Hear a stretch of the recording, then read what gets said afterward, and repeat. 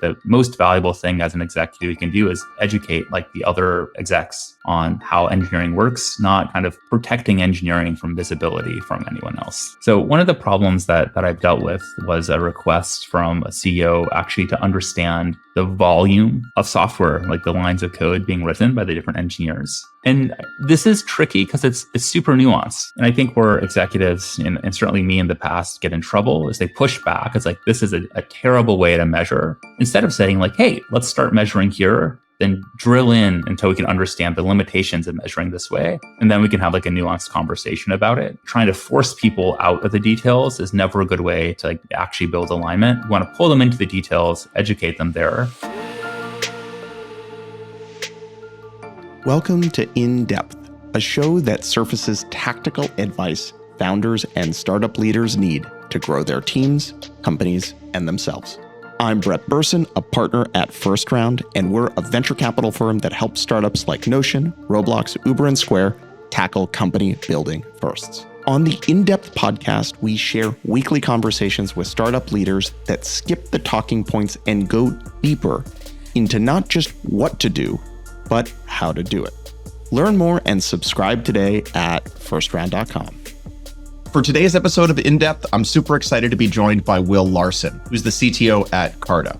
Will previously worked as the CTO at Calm, growing the engineering team from 20 to 100 across 3 different business units. His winding career as an engineering leader has him building and scaling teams at technology companies like Stripe, Uber, Dig, and Yahoo. He's a trusted thinker and writer on the topic of engineering leadership. He's the published author of 2 books, Staff Engineer and An Elegant Puzzle, and his third, The Engineering Executives Primer, hits the shelves in April of next year. In our conversation today, Will gets into the weeds of a topic that hits home for a lot of engineering leaders, the crisis of engineering strategy. We cover everything from why there has never been a consistent approach to engineering strategy and what leaders can do on their own teams to measure the success of an engineering org properly. Will starts by breaking down the org structure of a few of his past teams at Calm and Stripe and his current team at Carta. He reveals why Carta created navigators, a unique role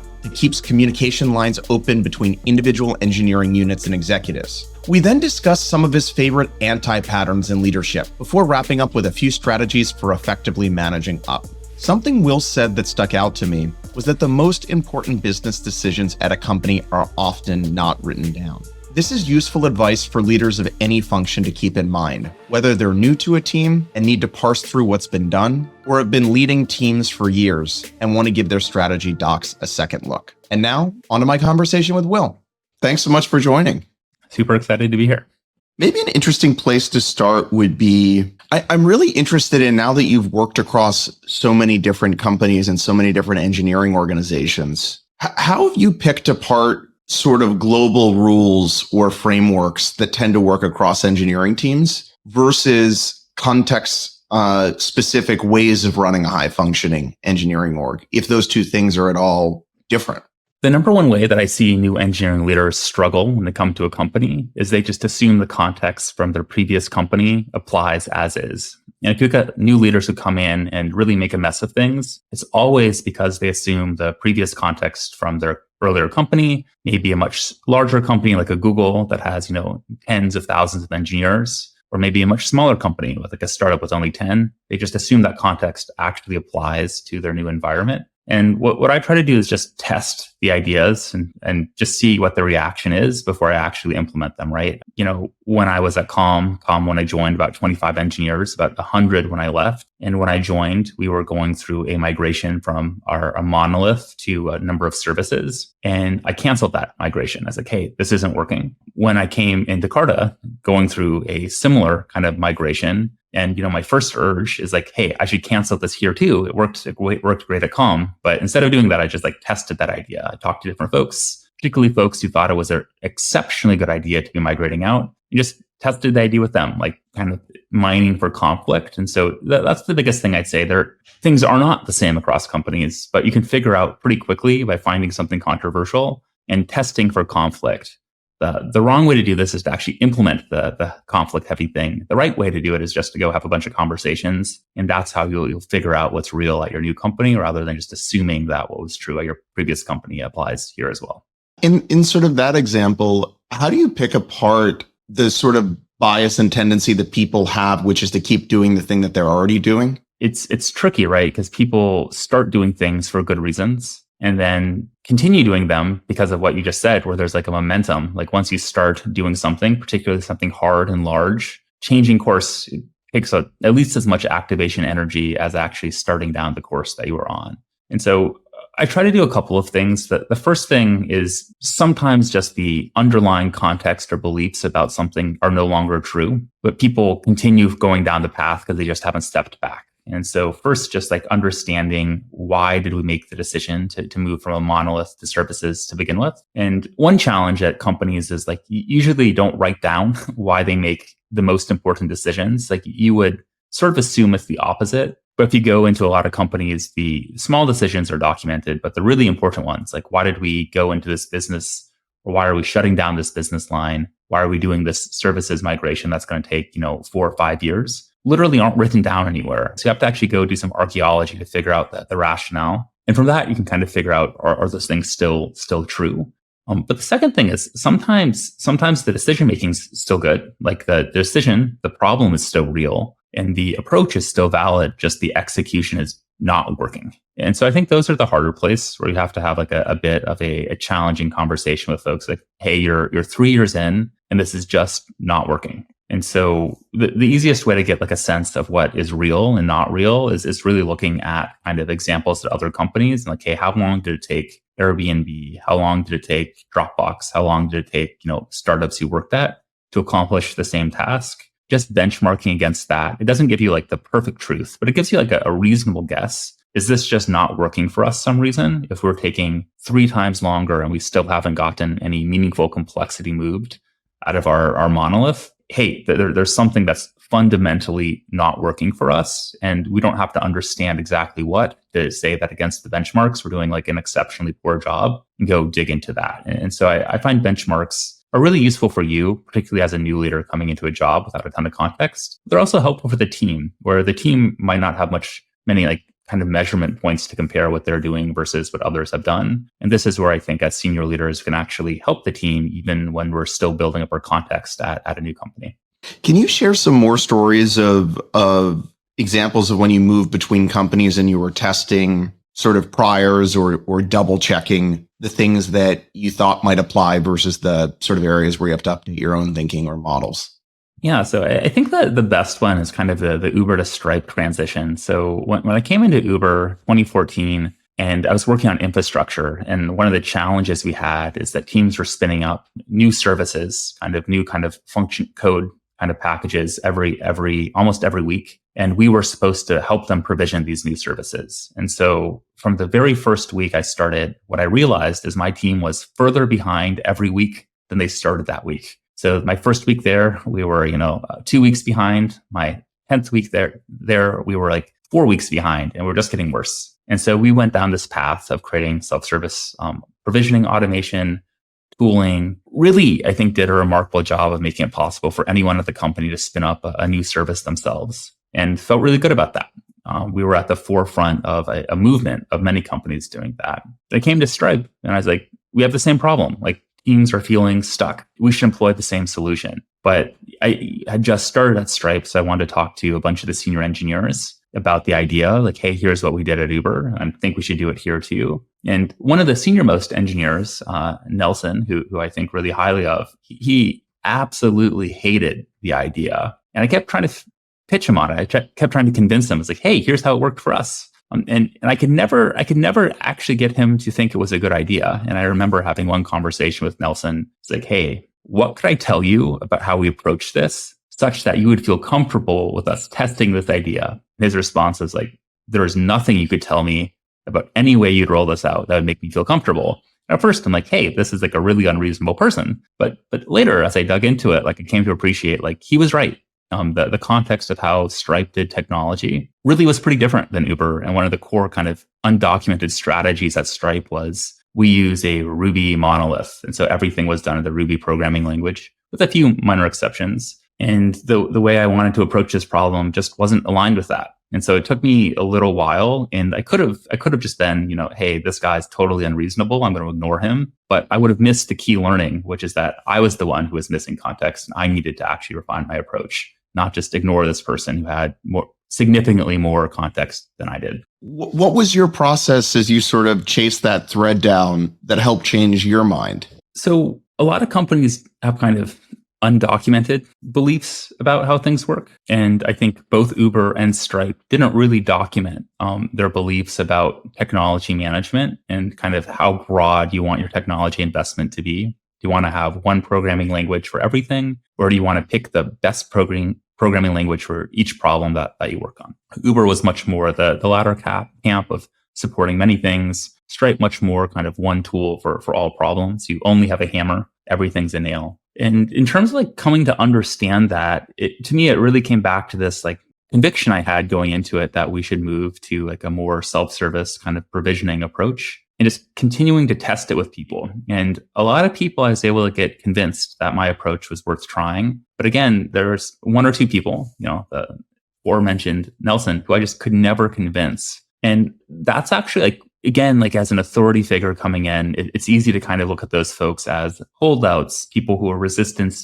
to change, people who are, just stubborn. But it's usually those folks who have the most valuable context. And until I could represent his point of view as clearly as I could represent my point of view, I didn't move forward. And in that case, when I could actually do that, I came to appreciate that his point of view actually was a better fit for the problems at hand. And so I think just really making sure that you can represent opposing points of view, at least as well as you can represent your own, I think as an executive, something that's quite important and the most valuable tool I have for these, because you can usually get buy-in from other executives way more easily than you can from people with the most context around a given problem, because they're the people who really understand the details and you can't lie to them. They know the truth, and they're the most valuable folks.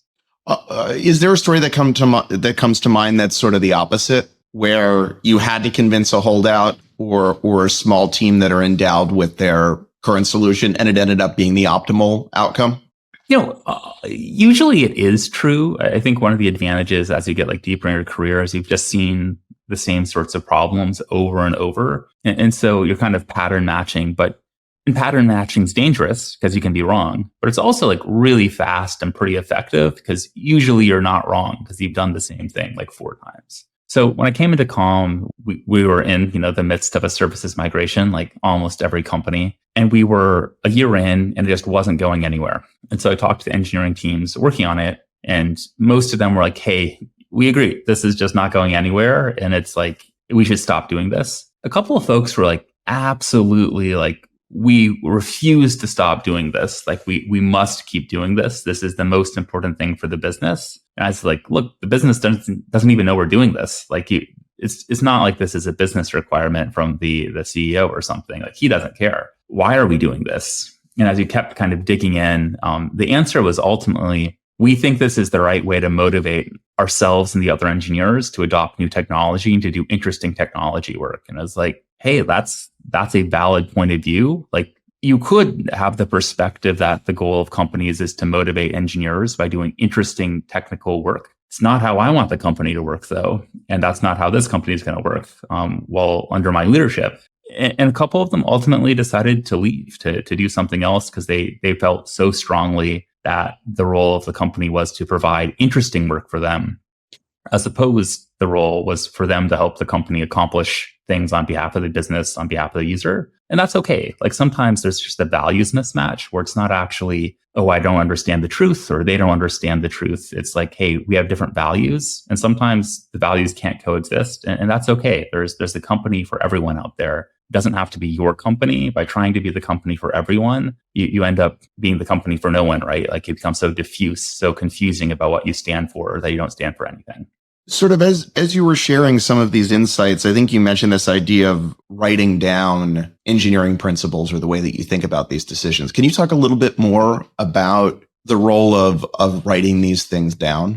Every company you go to, engineers will say things like, there's no product strategy. Like, how come we don't even have a product strategy? And then you go to product managers, they'll say things like, there's no business strategy. Like, how do we even function without a written business strategy? And then you go back to the engineers and there's like, there's not even a technology strategy written. Like, what sort of company are we? And so there's this like pervasive belief that there's no strategy anywhere. But I've really come to believe that strategy is everywhere. It's just like rarely written, right? And so the challenge is that unwritten strategy can be really effective, but it's hard to use. It's hard to refine. Like you'll update the strategy, but people have different understandings about how it was updated. It's really hard to bring new hires on. So you have these senior leaders who come in and just assume their last company's strategy is your strategy because you don't have your strategy written down anywhere. It's hard to explain the confusing points where people interpret different nuances differently, but you can't improve the clarity of it because it's not written down anymore. You have to go have like a bunch of one-on-one conversations or kind of do case law where it's kind of like, oh, well, in this case, we did this. In this case, we did that, which means the law must be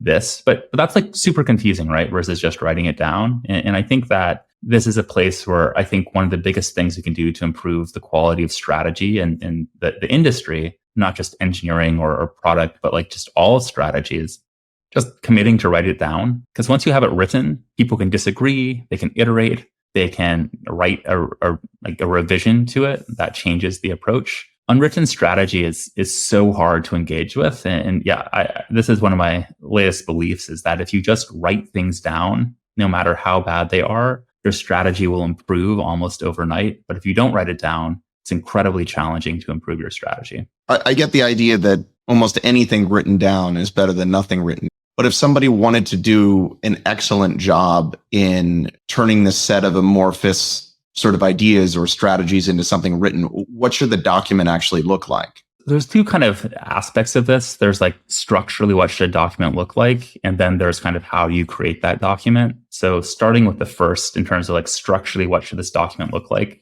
Richard Rumalt wrote Good Strategy, Bad Strategy, which I think is particularly the first third of that book is just like excellent advice about how to structure a strategy. And Rumalt just has like 3 different ideas that come into strategy. 1, there's a diagnosis, like what is the reality, what is the state of play today? 2, what are your guiding policies? Like how are you going to interpret that diagnosis into kind of an approach to deal with the problems at hand? And then 3 is coherent action. Rumalt's biggest concern about strategy is he thinks a lot of strategy is just kind of spoken words that don't actually get implemented or used anywhere. So he has this idea of coherent action, which is like a strategy is only real if you are specifically doing something today based on the guiding policies to make that a real thing you're doing. So that's like structurally a great definition. And just thinking about like examples super, super quickly, a diagnosis could be something like, hey, it's 2023. And funding is really hard to get. We have $10 million in the bank. We spent about $2.5 million last year. Okay, that could be the diagnosis. And our revenue is steady, but it's not growing. That could be your diagnosis. Then your guiding principles could be something like, hey, as long as we keep our costs flat year over year and maintain the current revenue, we have 4 years of runway and we're comfortable with that. And so we plan to spend 2.5 million. We will aggressively prevent any initiative that's going to cause us to spend more money. That could be guiding policies. And then a coherent action could be, we have a monthly meeting with finance to review every expenditure. And if we start seeing an increase in the curve, we'll immediately spot fix to get back on track. So that would be like a very simple strategy about dealing with your costs and your current assets. But you can imagine like much more sophisticated strategies as well. Can you give an example of an engineering strategy that you thought was particularly well done from one of your past roles? Because I think that it's oftentimes a little bit more clear maybe what a business strategy or product strategy looks like. And I think at times it could be a little bit more murky when it comes to excellent engineering strategy. I think that's true. And really, I think engineering strategy comes down to like largely like 2 kind of core ideas. There's like a resource allocation, like how are you investing the headcount and the budget that you have, and then how do you make decisions as they come up.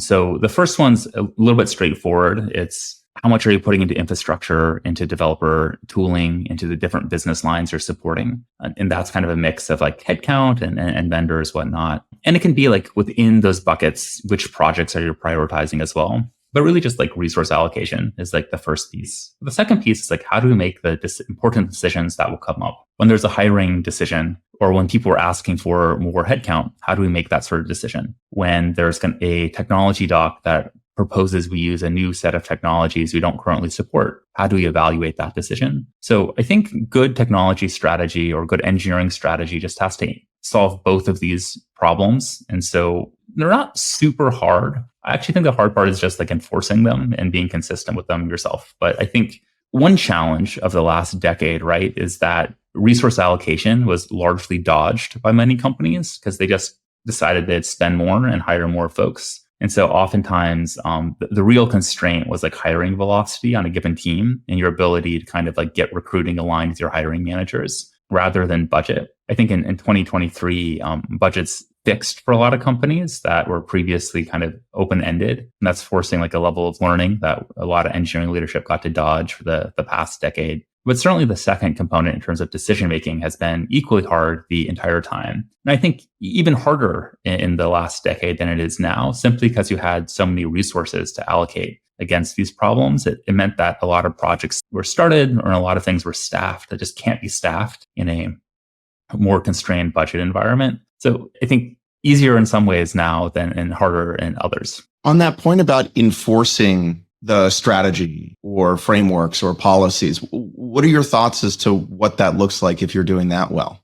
So a lot of companies have one of two different models, right? Well, maybe three models. So one model is teams just kind of do what they want. And if they do something really problematic, it escalates up to the executive, where they start doing totally new cloud vendor or they start doing a new programming language, it will kind of escalate up to you. And then you can kind of pass judgment on it. This is good because it empowers teams to move quickly, to pick their own tools. There's a good amount of literature about how this can make teams move quickly to have control over their tools. It's bad as well because it means that you have no ability to make concentrated technology investments, and you usually find out a little bit too late.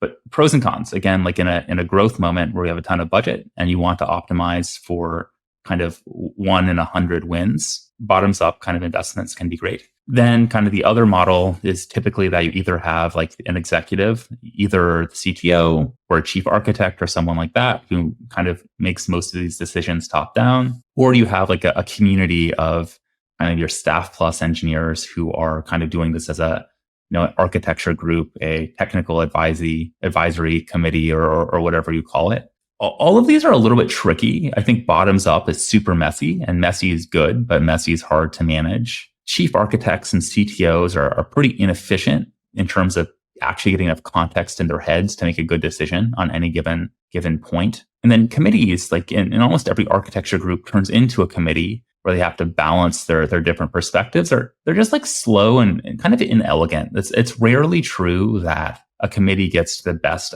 decision. It does at least bring all the context into the room. Something I've been trying at Carta and I increasingly believe in is something that at Carta we're calling navigators, but it's basically having one person per area, kind of roughly a business unit, who is kind of the CTO from a technology perspective for that area and gets to be the final decider for that area's technology decisions. And then we have some written strategy that informs how those folks are supposed to make decisions, but they can make exceptions if they want to. And then they're accountable to me in terms of the exceptions they make to make sure that they're actually going the direction that I want them to. This gets us out of the consensus mode and into like a point where they're individually accountable for each of the decisions they're making there.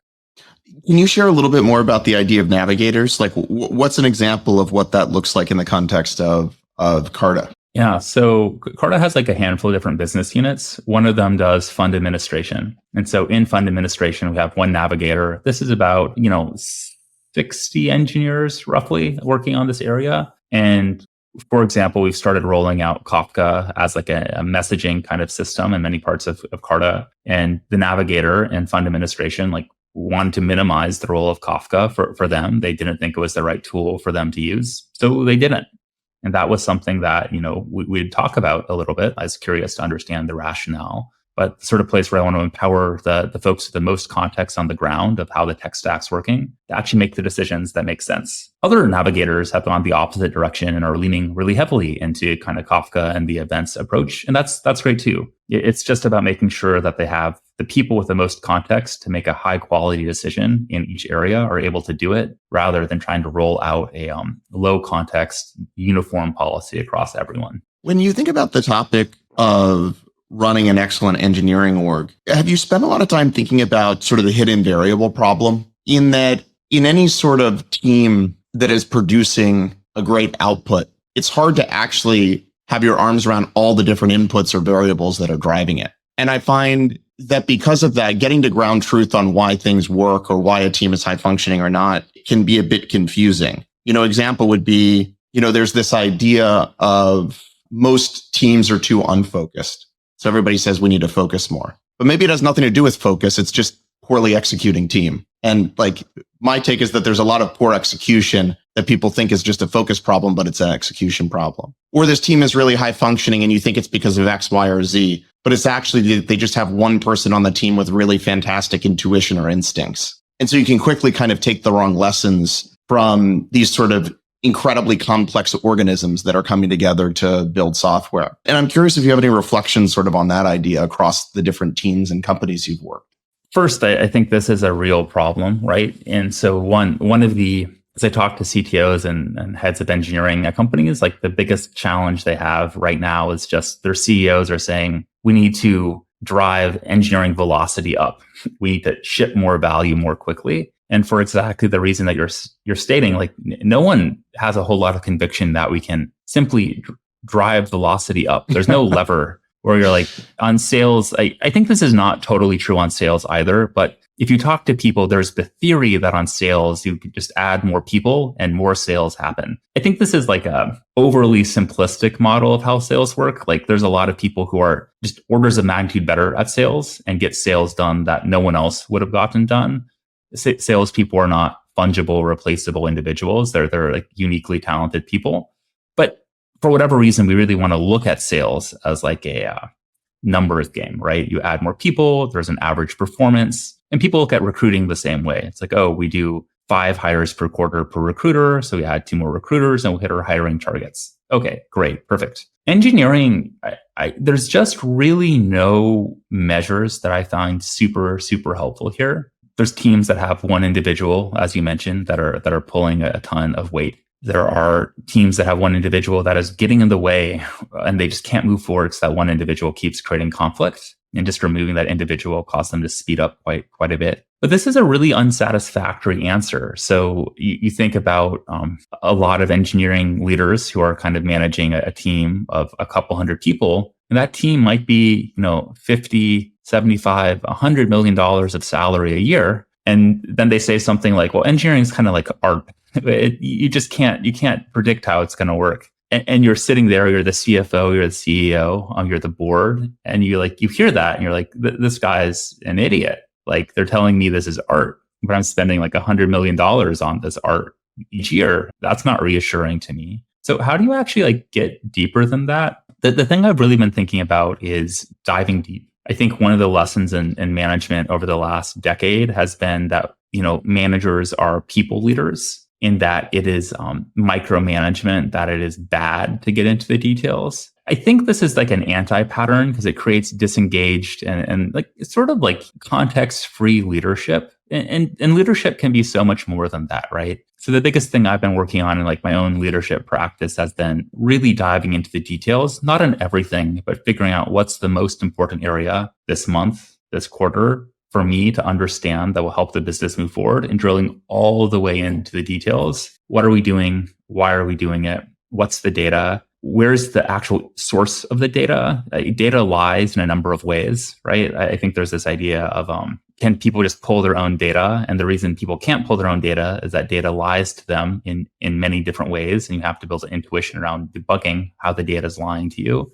But drilling all the way into it has been the biggest thing I found to figure out where the real key kind of movers are. That doesn't make it easier to recreate them though, but it does at least help you understand who are the people you should be listening to, who are the people whose judgment you should be relying on. But again, this is helpful in terms of understanding how the system works. It doesn't actually help you in the conversation with the CEO or the board where they want like a lever that's going to drive up productivity. It's tricky. So in a lot of these cases, the way to drive up productivity is to reduce the burden around like a small number of like really high performers. But if those performers ever leave, your productivity is going to drop massively as well. And so it's sort of a high risk, high reward strategy. And again, doesn't really work at scale. So I definitely think this is a real gap for engineering as a practice right now. What's the advice you tend to give to your friends who are CTOs who are coming to you and sort of saying exactly that? So I think there's two different problems. There's how do you improve execution? And then there's how do you address your CEO who's telling you to improve execution? I think these should be the same problem, but I find they're a little bit different. And so often with starting with the second one first, in terms of like engaging with the CEO who wants to drive like engineering velocity, I think you just have to start measuring something and giving it to them. And so often when people start measuring, there's always a concern, which is like, hey, this measurement is imperfect. This measurement is flawed. And that's true for all measurements. So let's talk about like story points in a sprint. And everyone you talk to about story points in a sprint is going to say, this is a terrible way to measure velocity. This is a waste of time. And that's true. But if your CEO disagrees with that, that's actually interesting, right? Because it means that they haven't built an intuition about how these things work. And so you can help them build an intuition by actually measuring story points, reporting to them, and then getting into the details and showing how it's not a very good measure to actually show velocity. So I think people want metrics to show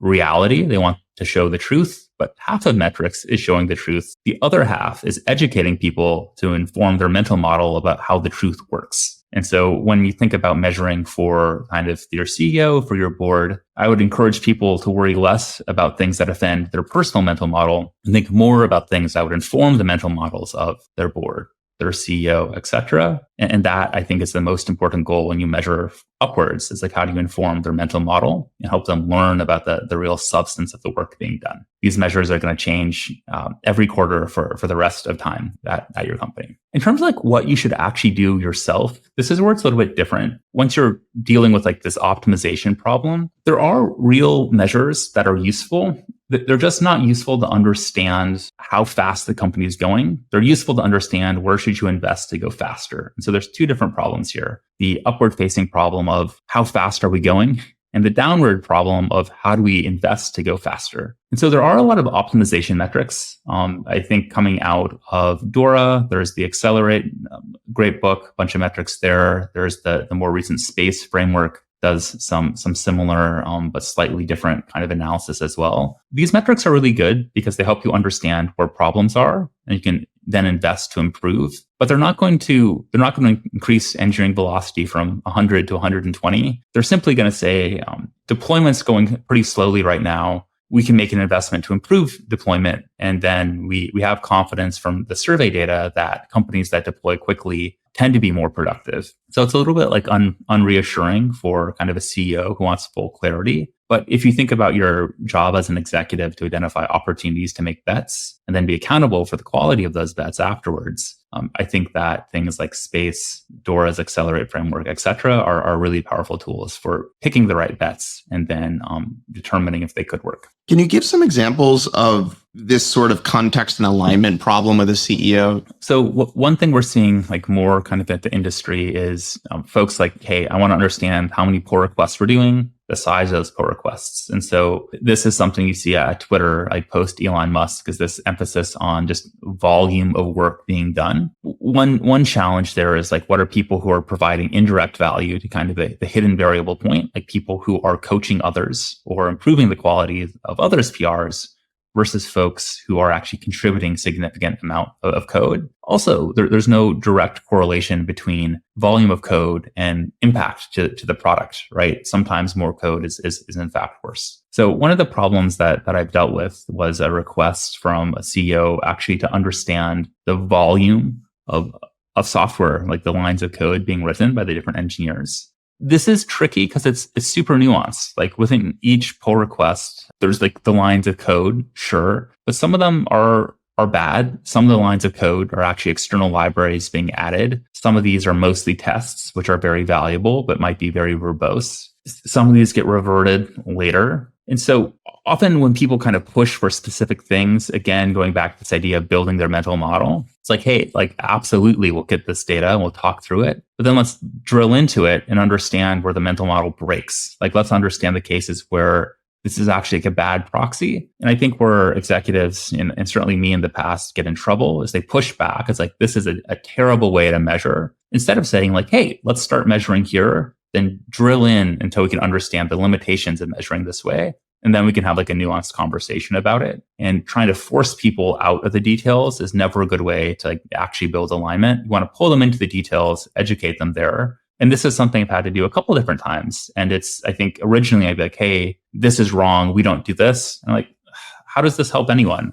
It just looks like I'm unwilling to actually participate with what the CEO needs, and coming to appreciate the most valuable thing as an executive you can do is educate like the other execs on how engineering works, not kind of protecting engineering from visibility from anyone else. You mentioned this at a high level, but I'd be interested in some other examples of metrics you actually tend to rely on or find are particularly useful in the context of running an engineering org. Yeah, let's like talk through a few. And the first one that I think is interesting, because it's controversial for many engineers, is reliability. So at Stripe, we had a reliability like SLA that we kind of extended to enterprise customers in terms of there was actually like a financial consequence to us if we dipped below a certain level of uptime. Like I think it was less than 4 nines of API availability. It might have been 4.5 nines by the end. I forget the exact details at this point. But we actually had like a commitment to our customers, and we tracked uptime. And then we wanted to go a step deeper into like, how do we get a little bit more nuanced in this? And so one idea was, should we actually set targets at the number of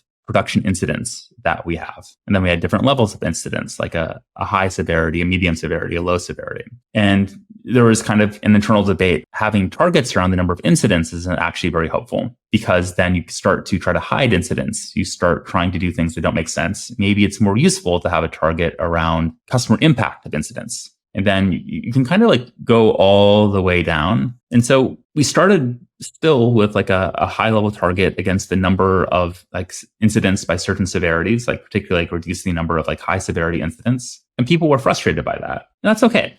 Again, come back to this idea of measurements aren't perfect. The goal is to improve the mental model of how kind of companies and leaders think about these areas. And then we can move to more refined kind of measurements over time. So that was one where there was a lot of conflict. But I would encourage people to not worry so much about the perfection of metrics, but really worry about what's something useful that can start refining the mental model of like everyone at the company working together. So starting with the number of incidents, is that the perfect thing to measure? It's not. But is it useful?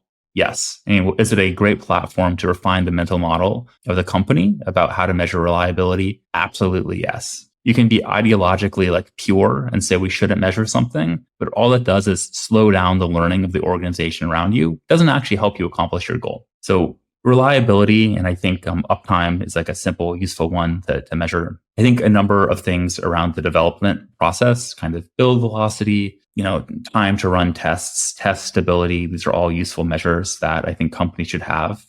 When you drop below a target, it usually means that you want to invest a little bit more in improving those areas as well. Those are, I think, the most useful ones. Something I've started adding as well is just the number of ships, like number of large things that we've shipped as an organization. And again, a controversial thing to measure, because people say like, hey, these two different projects were of different sizes, so we shouldn't count them as the same. And I actually don't even care about that. I think it's just like holding yourself accountable to like, how frequently are we shipping something, and do they actually have an impact when we ship them? And then you get a sense over time of whether that number is going up or down. And if it's going down, like that's a great thing to diagnose, figure out why it's going down. But I've really gotten much more lax as I get deeper into it in terms of measuring things that give directional signal that we can then drill into. Earlier in my career, I was very pure about like measuring the perfect thing. I just found that one, it took forever. Two, you can't guide people to the perfect thing who don't have the context of why the earlier, simpler measures don't make sense. So I'm like much less of a purist on this topic than I once was.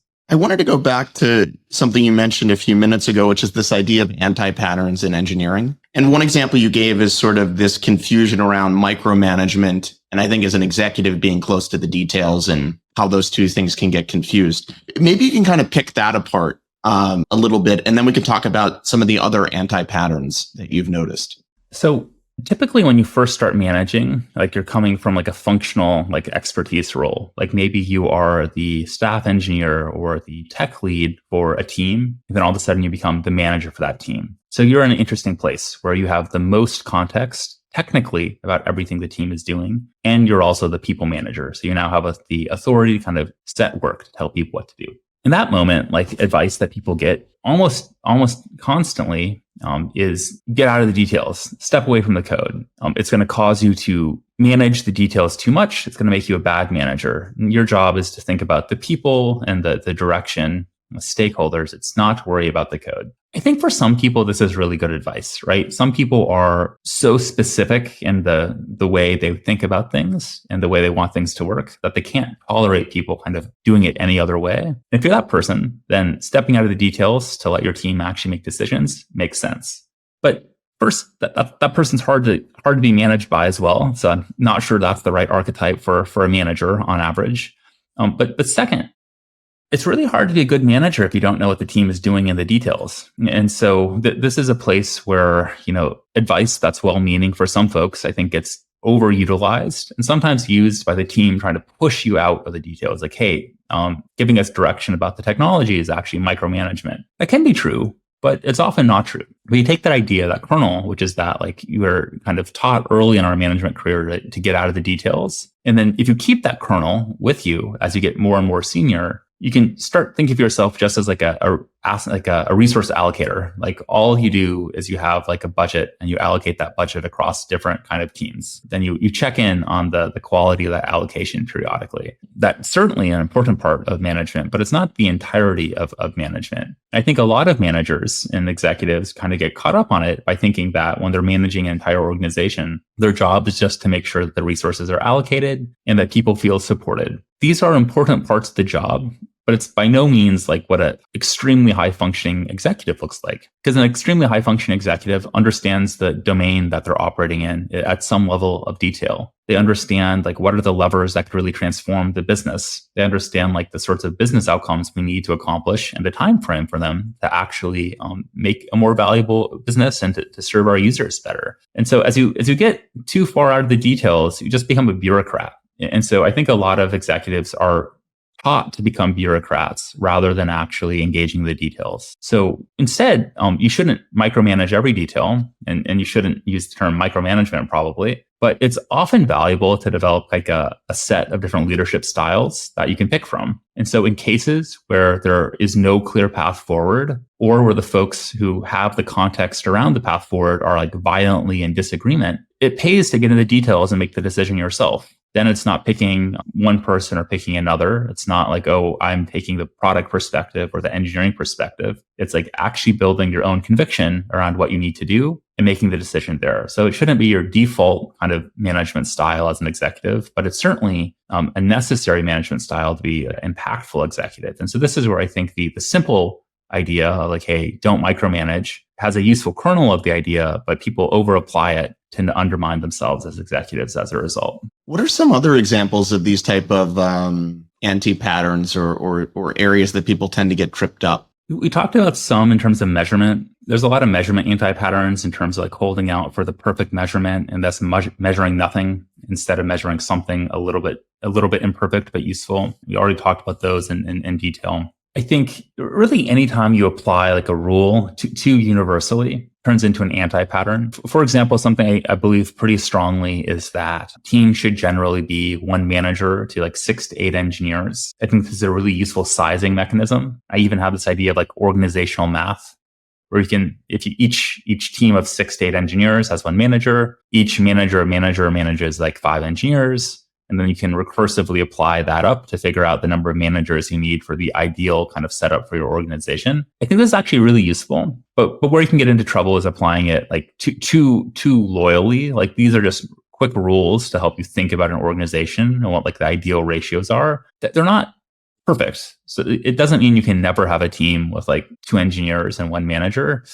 And I think whenever people get too structured and rigorous with any rule, kind of run into trouble. That's one reason why like every policy that I write now has kind of like a last line, which is like exceptions approved by the CTO, which is the reality is like in the details, like sometimes our general policies don't make sense. And we have to have the openness to kind of thinking through whether a different approach might make sense in a very specific case. Another anti-pattern I see a lot is related to the strategy question we started with, which is executives coming in, assuming their previous company's context applies locally and just rolling out what they're familiar with. And then, if that doesn't work, often like doubling down, maybe they bring in kind of senior leadership they've worked with before who are comfortable working that way that worked for them previously. But this is just like a little bit like unnecessarily painful. Like, is it not easier for you to change a little bit your leadership style, your approach, than to change like the entire company around you? It's almost easier to change yourself, or almost always easier to change yourself than to change the entire company. But a lot of executives are so fixed on doing it their way that they can't adapt themselves at all. And this is like one of the, to me, most predictive traits for whether an executive will last more than a year at a company is that they come in and they start with, hey, how can I change myself to fit versus how can I force my entire organization to fit to work with me? It's hard to move organizations, and you shouldn't do it if you don't really need to. There's kind of this tension of I think that most rules are about sort of scaling intuition, this idea of creating some sort of shared consciousness. And then to your point, a lot of times, maybe a vast majority of the times, you can have a policy that works, but you're trying to create this high quality mechanism around people being curious and looking for the exceptions. And so I'd be interested, do you have any other thoughts on what are the implications of the fact that everything can't be boiled down into a simple rules engine? I think figuring out where the exceptions are handled is really important, and doing that explicitly. So we talked about the navigators before, and I had generally believed that decisions are kind of inconsistent across large groups of engineers. You need to have someone who can interpret the strategy consistently for each area. And to your point, judgment matters. Like different people will do it differently. And you want to actually pick who the people are that you have confidence in making the right decisions to stay aligned with you and kind of being successful. So navigators is not, we'll focus on like a consensus driven mechanism to do this. This is like, I trust Shauna and Shauna is going to do it for this area because she's the person I have conviction in. And so it's really about like picking the people that you have conviction in, and then routing decisions there and being clear about what sort of decisions should route to Shauna versus should route to Stephanie versus should like escalate up to me for discussion, right? And so to me, I think just being really explicit about who is kind of approved to exercise judgment, it goes a long way. And again, this is a bit at odds with like the pure management view, which is that companies should be resilient to the departure of any individual. People should not be load bearing. There should be redundancy. But judgment, to your point, you don't just have like two of the same person kind of hanging around somewhere. Like you only have one of them. How do you make good use of them? And then if that person like were to leave your company or move to a different role, you have to find another person with good judgment. But there's no way to just have two of them. Organizations are really, even like very kind of large organizations, are the culmination of like a few individuals' judgment. And there's just no way to escape that, even if you have like a huge budget trying to. So you've sort of talked about this in various ways, but I'd be interested in hearing you kind of more concretely articulate like what an excellent engineering executive looks like, or sort of the classic question of what's the difference between the top 1% and 10% and 50%, given sort of everything that you've figured out thus far. I think my perspective continues to evolve a little bit, but I think one of the core challenges of being an engineering executive is you kind of have like at least three different kind of opposing hats you have to wear. They're not like wholly in opposition, but they're subtly kind of different. You have to be like a member of the executive team, kind of thinking about how do you actually like lead the business forward. And sometimes that means making decisions that are kind of quote unquote bad for engineering overall. That could be like reducing the budget for engineering. That could be not doing promotions on engineering to hit like a financial target. That could be, moving to a business unit model where there is less engineering voice in the room on certain topics, et cetera. Then there's like engineering management leadership where you're actually trying to figure out like a structure and set of processes and policies to like run the organization overall. But then there's the actual like engineer, like actually representing like the technical excellence and the kind of execution as well. And I find a lot of executives are sort of lean a little bit too heavily on one of these dimensions. For example, there are many engineering leaders out there who are functionally like the head of engineering management, but aren't really the head of like engineering, by which I mean they don't represent the senior IC, individual contributors very, very well. They really look at it purely from a management lens. And sometimes you'll get folks who are kind of very engineering management and kind of engineer centric, but don't think about the business perspective at all. And so I think to be like a top tier executive, you have to be willing and able to put on each of these hats and to take off each of these hats as necessary and only wear the appropriate hat, even if it kind of puts you at odds with kind of the other components of what you're doing. And that would be like the first and most important piece of advice I have on this. Certainly there are other layers of this. Like I think, understanding the domain like quite deeply, like the product, the users, not thinking about it from constraints, but thinking about from like product perspective first without the constraints and then layering constraints in second, keeping deep curiosity about how other functions work, not having like a kind of an arrogance to, engineering supremacy where kind of QA is a second tier or sales is second tier, but really thinking about the functions as part of like an organization working together. There's a lot of details, but I'd say the first and foremost thing is keeping those three teams in mind, the executive team, the engineering management team, and then the engineering team. Putting those hats on and off and keeping the ability to do that is probably the most important thing for a top tier executive in my mind.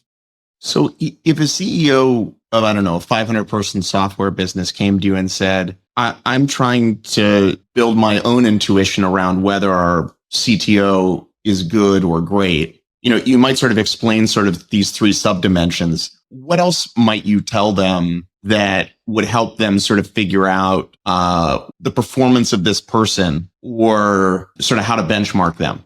It's a good question. I mean, really where I would start would be talking to like the peers, the senior managers, and like the senior engineers separately. And I think you'll get very different signal from each of those groups. But stepping back to think about the CEO's problem, typically when a CEO of a 500-person company feels their CTO is struggling, they're probably running into like one of two different things. Either the individual CTO is like causing friction with other people on the team for some reason, like their peers, or two, just like the shipping velocity, like the way that they're able to ship work is just not at their expectations. And the first one's like pretty easy to debug just as like a general manager. Like there's nothing special there for the CTO versus the others. Shipping goes back to some of the, the engineering velocity metrics we've talked about before, which is you can immediately tell shipping is not happening at the pace you expect, but you can't quite figure out why that's true until you dig deeper. And so my advice in that case would be like actually drilling in to get a sense of like why people think shipping is not going quickly and coming up with the conviction on why that is. And so as you dig into shipping at most startups, if you go to engineering is going to start with like one of two things, like either maybe three things. Either we're understaffed the amount, like we just don't have enough staffing. Okay, sure. That's like not a super helpful diagnosis, but you can say that. Two, they might say something like we have so much technical debt that we are stuck. And then you can like force that into like, what's a specific project to improve the technical debt and why haven't we actually resourced that project? Are we not even thinking about that? Have we actively decided not to? Or third, they're going to point fingers at another function. Like, oh, product is screwing us over. Oh, like, business development is screwing us over.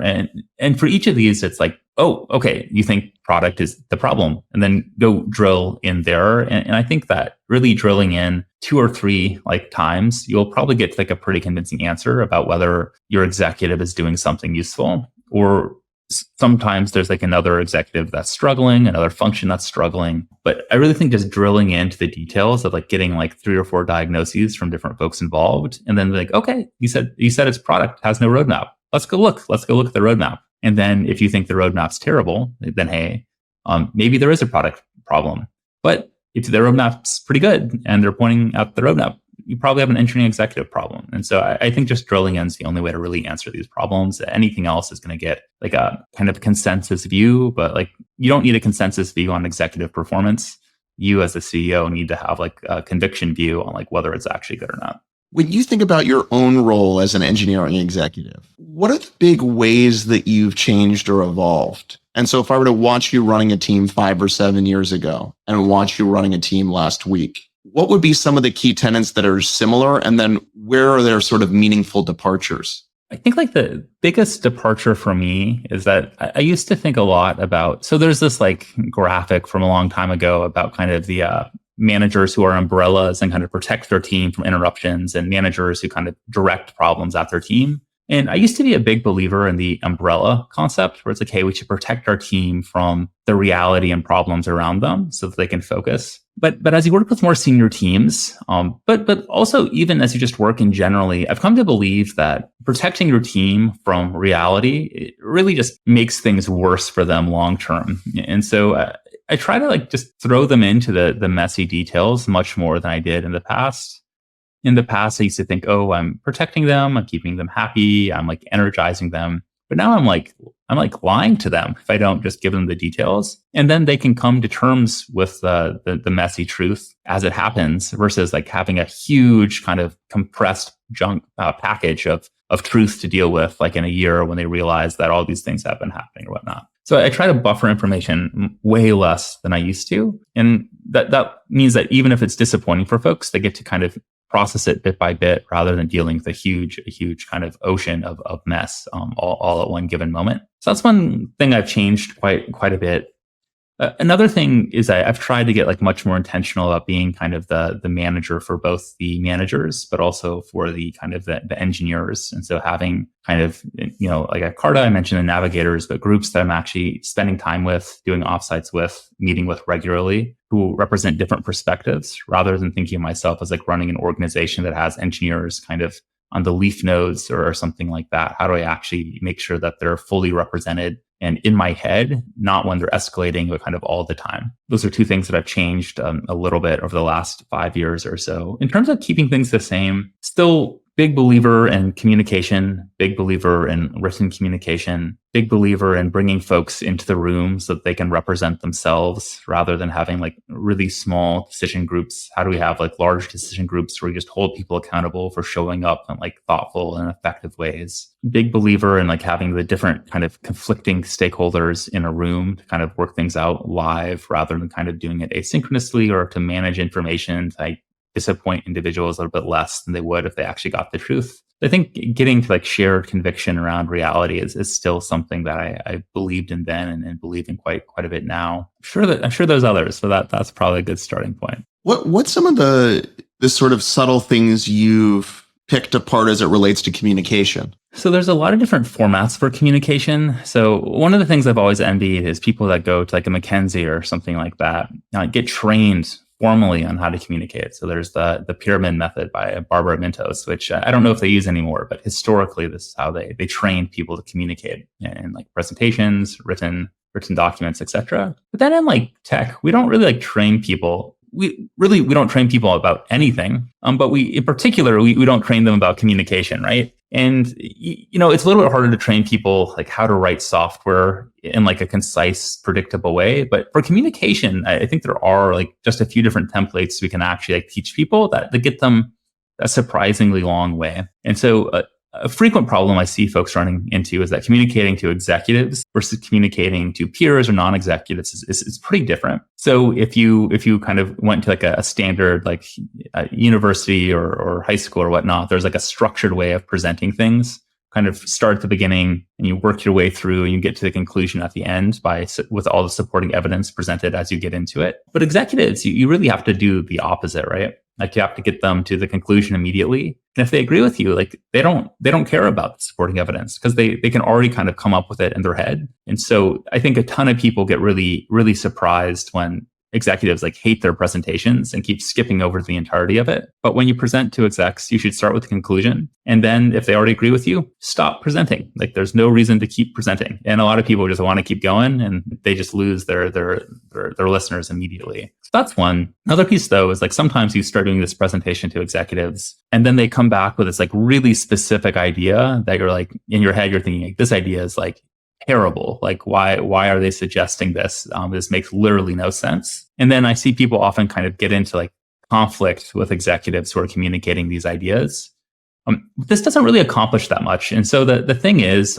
executives who are responding to a presentation often have a ton of context that you don't have. They also don't understand your presentation super well because they have a lot less detail about what you're working on. So like almost always when you get these like really like offhand random ideas from executives, there's a kernel of insight there that you can extract by kind of asking more detailed questions to them. But if you like fight them on it, you're like, hey, this is a bad idea. The reality is it is a bad idea. Like everyone already knows it's a bad idea. You're not there to like prove the executive wrong. You're there like, okay, they have a key idea that they're trying to get across. How do I like pull that idea out? And that's the key thing. Like it's not that you need to agree with them or disagree with them. It's like, how do you actually understand the piece of context they have that you're missing? And I think this is an interesting piece of advice because people hate this advice. So I call this like extracting the kernel. So when an executive gives you feedback that you don't understand, try to like pull out the insight from it. Because people are like, hey, like the execs should just learn to communicate better. Like, why is it my responsibility to communicate effectively with them? They're an executive. They're paid more than I am. They should communicate better to me. And it's like, hey, that's true. They should be better. But like sitting in your chair, telling them to communicate better is like not a solution, right? That doesn't solve anything. That's not a way to move forward. That's a way to like push responsibility on them and to stay stuck. And so it is true. Maybe it's not fair that executives are allowed to communicate poorly. But if you actually want to be a high performer and improve, like you have to take the initiative based on the actions you're capable of taking. And what you can do is extract the kernel. What you can't do is like magically make the executive a better communicator. And often I'd say like what people think good communication is and what's possible when you're seeing 6 different presentations a day that you have like 2 minutes to prepare for before you start seeing them. It's just hard to have the full context in your head. And so the exec often has the choice of communicating an idea that's like confusing, but has an insight, or saying nothing at all. And so I'd really push people to like value this sort of feedback more and then find a way to pull the kernel out rather than focusing on the exec communicating poorly. You're right. They are, but that's probably the best you're going to get. I think sort of one of the ideas that you're getting at that's really tricky is figuring out what the right altitude to fly at. What's too little context and too much context? And the closer somebody is to your day to day, what you're communicating to them would obviously be different. And so do you have any thoughts on figuring out how to fly at the right altitude? Or if you are communicating to execs or communicating up, what doing that well tends to look like? I think that the best folks presenting to executives start super zoomed out and then zoom in to their specific problem over the course of like 30 seconds. 2023, our focus has been on driving more revenue. Within that, we expect 70% of that revenue to come from business line A. The biggest project to actually move that revenue forward for business line A is this project X that we're presenting on, which is currently blocked on Y. Then you have the full kind of zoom in from like, oh, they have no context to the level that you're in. You kind of brought them to the altitude that you're trying to go to. And then you can go into the proposal and the substantiating details behind the proposal as well. I think people who can do this and do it in literally 15, 20, 30 seconds tops are super effective at bringing teams along with them. People who want to take a couple minutes to do it, you just lose the listeners. So you have to do it. You have to do it really, really quickly. And you can practice getting fast at it. And the execs have a lot of the context, so you don't need to go into great detail, but a little bit of framing just to agree on the altitude you're at, super helpful. Like, why are we even talking about this? You have to give them the answer to that question quickly. I think that's really helpful. Two, there's almost always like every exec has like a couple of people who they're highly aligned with who are a little bit more available for them than them. So maybe their executive assistant, maybe it's a chief of staff, maybe it's a senior manager they work with closely. And you just like test with them. It's like, hey, what's the right altitude? I want to come in at this altitude. And then that person can almost always be like, wrong altitude, do this instead of that. So I just think testing a little bit with folks who have context that aren't the exec themselves is the easiest way to help calibrate. Certainly after you've been working with a given exec for a while, you don't need to keep doing that. Other than just the opposite of what you shared, in the thousands of meetings that you've been into that are similar to this over the past decade plus, what are the patterns of where things tend to go badly or meetings that tend to get derailed in certain ways? Can you boil it down to a handful of things that tend to always happen? Oh, yeah. There's a lot of these. So one, if you go in with like total conviction, like if the decision's already made and you're not willing to tolerate feedback, those meetings always go badly because execs think they're there to give feedback. Two, I think some people want to engage with feedback immediately. And usually you can give like a one sentence answer. It's like, hey, why are we doing X instead of Y? It's like, oh, because Y is 60 basis points and X is 12 basis points. So you can give like a quick one, but you can't go a lot deeper than that. You have to like, hey, okay, we need to spend more time on this. Like, we'll come back to you with more materials on this point. Got it noted, and we're going to like move forward. So you have to like manage the attendees a little bit, and you have to be open to executives just like totally derailing. Like sometimes you try to manage the attendees to like kind of, oh, parking lotting that, but we're going to come back to you. And they'll be like, absolutely not. We're going to drill in on this. And you just have to accept, like, in that case, you're going to drill and you can't get to the actual presentation you want if they refuse to. So I think it's just like being open to like, you have like a plan of how you want the meeting to go, but sometimes it's not going to go well and it's not going to go how you want it to anyway. And that's okay. You have to kind of be able to think on your feet a little bit as it goes awry. There's this like, this idea of like 3 Amazon answers. And I never worked at Amazon, so I don't know how real this is, but it's 3 Amazon answers are like a piece of data. I'll get back to you later today with the answer. And then there's the third one, I forget what it was, but they're all like very, very concise and clear. And there was no like maybe or kind of like a long-winded story. It was like point. Yeah, I mean, the biggest thing is I think when people go in and they're just not willing to get derailed, that's when it goes really off the wires. I think something that people like underestimate is executives see so many presentations that executives can usually consume slides. Like if you give me the slides, I can work through your deck in probably like 2 to 3 minutes versus you taking like 45 minutes to present this thing to me. And I already know the questions I want to talk to you about. So I think people who really want to run to schedule, just like it's hard to stay engaged when you're going through so many presentations. You can work through the content in 2 to 3 minutes, and then you have to spend 45 minutes just like listening as they kind of like rehash it slowly. Man, people who try to own the pace rather than letting the listeners own the pace. I think that's another one where usually people aren't rude to them, but they just like kind of get distracted and they're just like on their phones or something. If you want like a high quality exec meeting, you have to let the execs own the pace. When you're getting feedback on whatever you're presenting, do you generally find it's ideal to debate those points in the meeting? Or is there sort of a range of situations? One is you just write down the feedback and loop back on it. And the other is you kind of could spend 20 or 30 minutes kind of debating or prosecuting it in real time. I think there's like 2 different types of kind of like feedback. There's feedback that makes no sense. And then you need to like extract the kernel. In those cases, I think asking some questions, but then like taking some time to like think it through and come back. There's also feedback where like people do have shared context, they just disagree. And so I think that the second case is really valuable to spend time on because then you have the context in the room. You just don't agree on like what you should do. And that's where talking through it live is incredibly valuable. But in cases where people are introducing new context and don't really have a lot of shared understanding, it's just like you don't actually have enough information across the group to make a good decision there. So I think those are kind of come back with the context and then try to have the decision. The latter, I do think talking things through live when people do have the shared like context, they just disagree, is incredibly valuable. And it's almost impossible to kind of like get to the end of these things on like a chat on Slack or something. You really do have to like talk it out live for at least important decisions.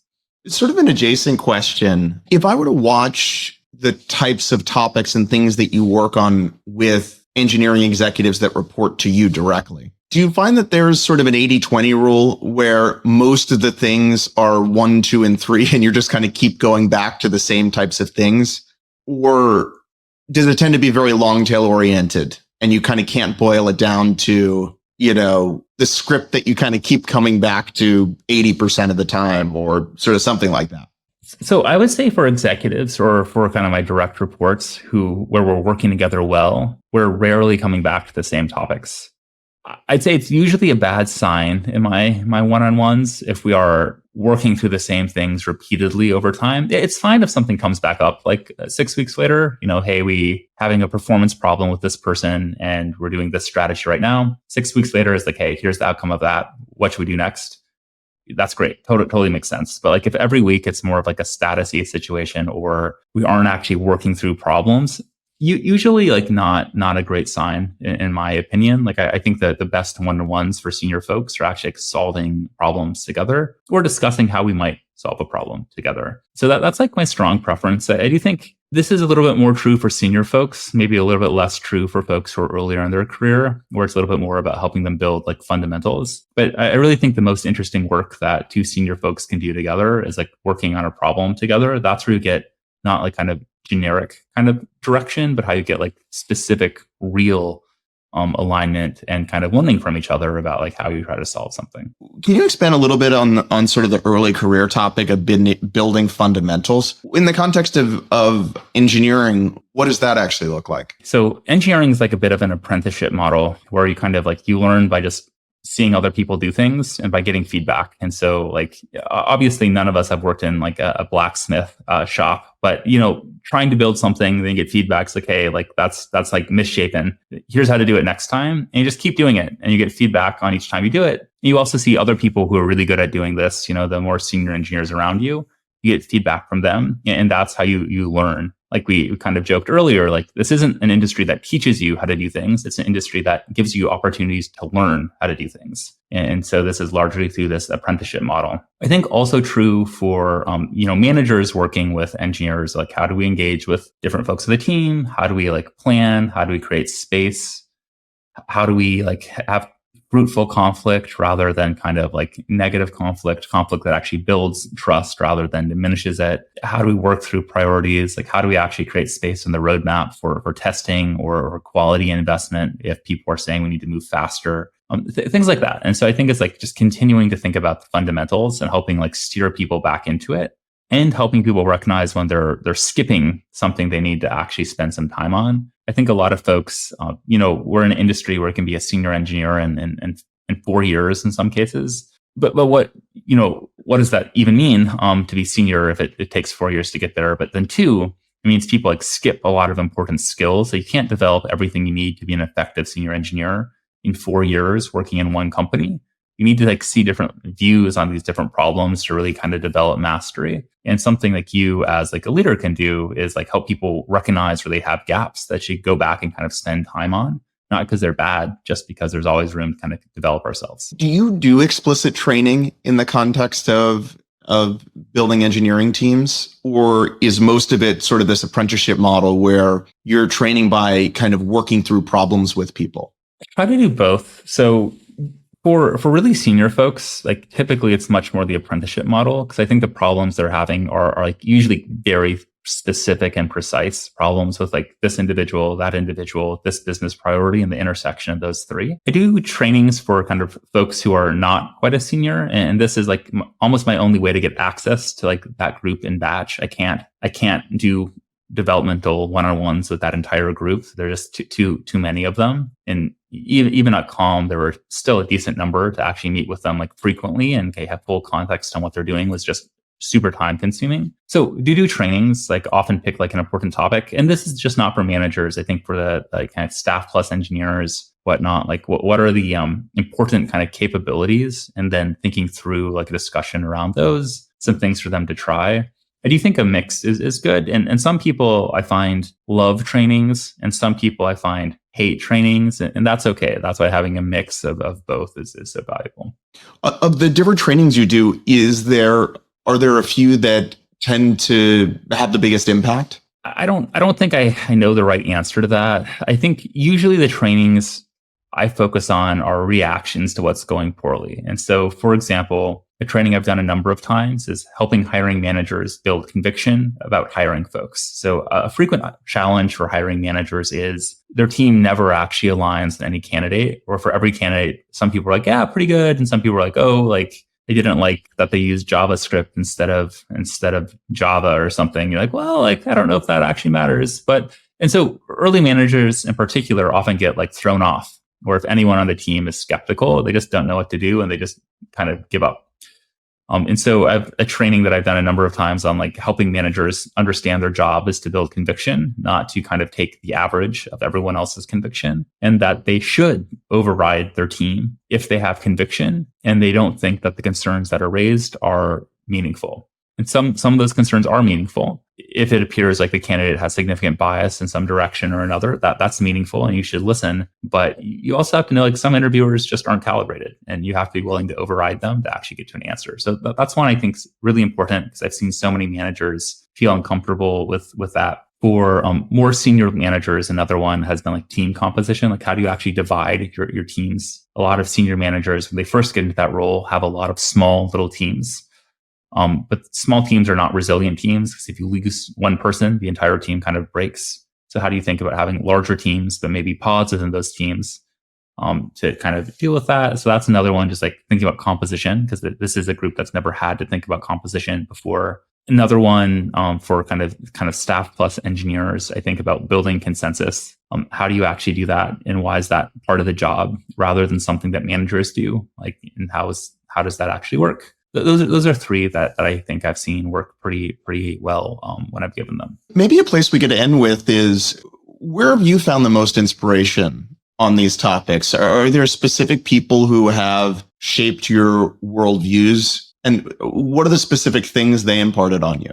I'm a big learner by doing sort of person. I think advice is always just so abstract and it's in the details that you really learn. So I'd say the biggest lessons for me are really from the places where I have done things poorly. And that has forced me to kind of introspect a little bit and understand the gaps in my work. But as I've gotten further, I've also gotten better at being able to like learn the lessons from others who have made similar mistakes before me and learn. And so my network, I have a learning circle of kind of CTO and VP of engineering that meets every other week and kind of does like a shared learning format, which has been super, super valuable for me. But there's no like one book, there's no one like blog or one person. To me, it's like consuming widely and comprehensively. Like I've read, many different management and engineering books. I read many blogs. I listen to many folks speak, and it's kind of triangulating through and just building like an encyclopedic set of data points about how it's been addressed elsewhere. That for me, I've been able to kind of go forward, merge in my experience, and kind of learn from that. And earlier you mentioned that like the details matter, and that is like unfortunately true. The details do matter. But for me, it's having conviction in my own experiences, reflecting on where I've screwed up in my experiences, and then having this broad set of data points from others' experiences has really been like the best way to navigate my career for me. How do you run the biweekly learning circle? It was a little bit more structured when I started, but the structure has largely stayed the same. So each week we have between 6 and 10 folks show up. Typical week, 6 or 7. We start out with a around the world where each person has about 1 minute to say, what are they focused on this week? And what's a topic they'd like to talk about? And so the focus on this week is just kind of a share out of, what like a little bit of an emotional connection, like, hey, I'm dealing with this problem. I'm getting screwed over by this project or whatnot. Maybe actually hired someone they're really excited about. It can be good too, although often there are a little bit more of the challenges top of mind. And then what's a topic that would be helpful? So, we talked about engineering velocity in this chat, and engineering velocity and CEOs kind of pushing for engineering velocity are a frequent topic that comes up. Friction between product and engineering, particularly product leaders and engineering leaders, is a topic that comes up quite a bit.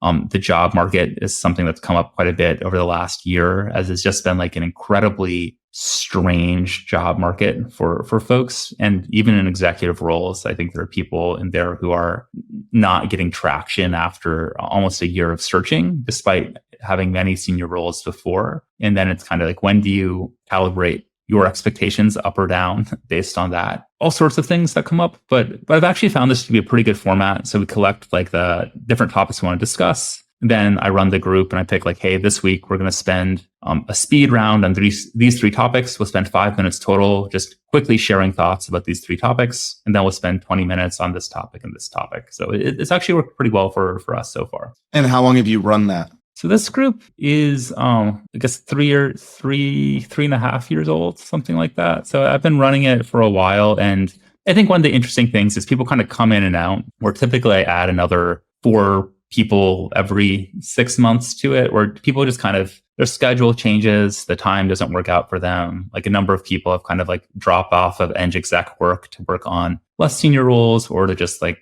take a sabbatical or whatnot. So I find adding like 4-ish people every half kind of keeps us at the right number of folks. And it just means you keep seeing new people with new problems and have different perspectives, which keeps it fresh as well. Awesome. Well, thank you so much for joining us. No, thank you. And, really, really fantastic set of topics.